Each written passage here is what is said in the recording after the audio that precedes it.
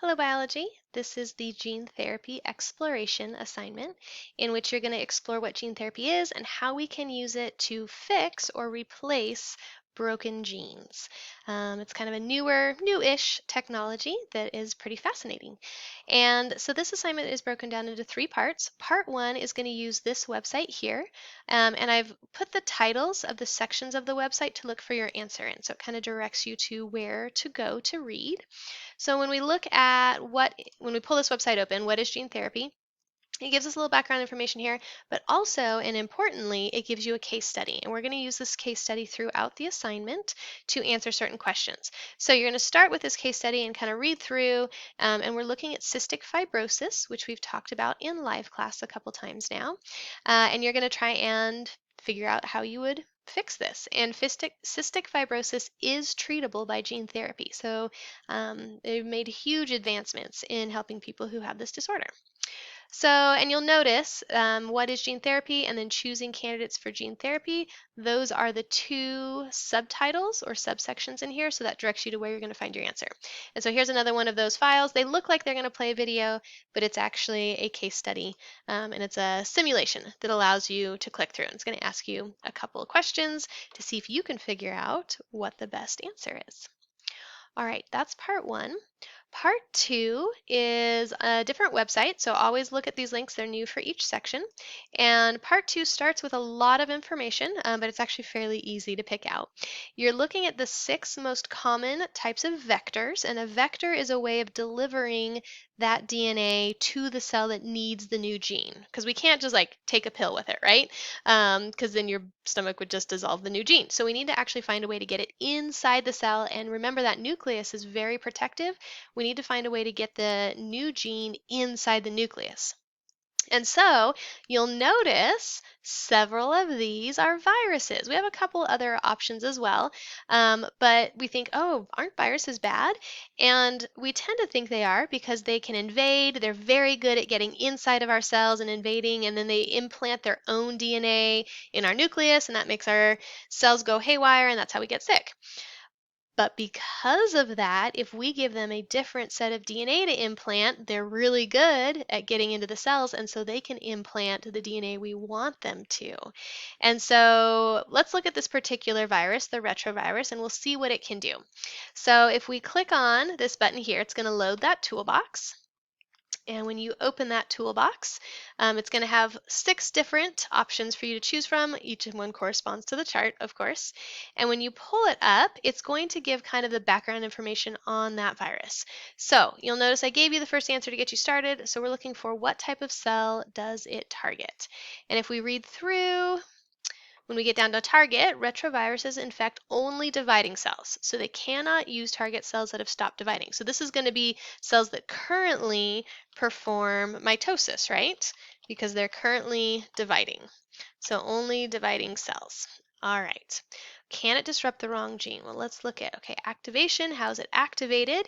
It gets its RNA into the cell nucleus, and then it turns into DNA, and then those genes are activated. It has enzymes that do that, okay. Integration, it's made from RNA template, that makes sense. It goes into random locations, and then it will be duplicated along with the rest of the cell when the cell divides. So that makes sense why we have to have a dividing cell. Well, this part is kind of hard to read.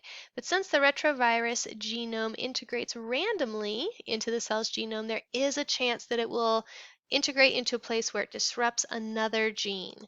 So could it disrupt the wrong gene? Yes. And this is a risk factor that's worth considering when you go to treat your patient, because since it just randomly implants, if it implants into the right place, awesome, it fixes the problem. If it implants into the wrong place, well, now we have a huge mutation, and as we've talked about, mutations can often lead to cancer.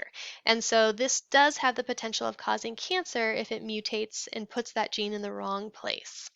Okay, can it cause an immune response? Well, this is a virus, right? So your body sees most viruses as invaders and may react, but not all of them. So let's take a look and see what it says.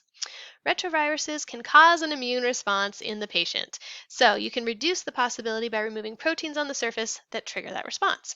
So our answer is yes. We don't need to know how to fix it yet, but we just need to know that that is a risk factor if we use this particular virus. So this is kind of a high risk factor because notice I've told you over here the adenovirus does not disrupt the wrong gene. So that's already a plus, but there might be something else that makes this one not a good choice. So depending on the disorder that you're trying to fix, you will be choosing one of these 6.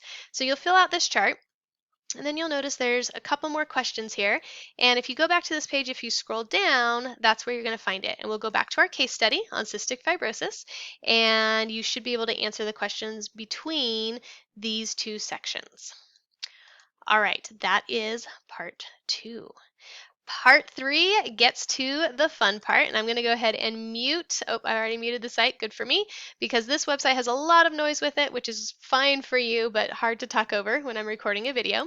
But you're going to load the Space Doctor website, and what that is basically a game, and the instructions or how you move forward in it is this lower right corner, where you're going to pretend to be a doctor and solve a genetic disorder in a patient by giving them the correct gene.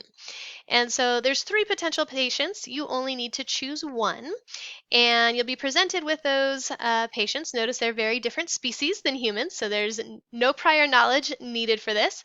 And let's go with this fabulous looking person, and as the doctor calls them back, ooh, Balderfum. The Oofaloof sounds like a fun species. So as the doctor calls them back, they're going to present you with the patient chart. You're going to read through it, figure out what you need to do for that patient, and then figure out what vector is the best to treat them. And so you have some background information, you've got stuff to know about the species, and then information about the disorder. And as you click on each of those, it will pop up the information so you can actually read it a little better. And then you're going to keep using the buttons down here in the lower right to move you forward. You'll fill in that patient's chart and determine if what you did worked, and if it didn't, did you try a different gene therapy? You may choose something that causes more harm than good. So always try again and see if you can figure out the right treatment. There's a couple questions here that now that you've played doctor with this, what did you come up with as a challenge? And that is it for this assignment. So let me know if you have any questions. It shouldn't take you too long. It's definitely less than a full day's work in biology, but if you get stuck, I am happy to help.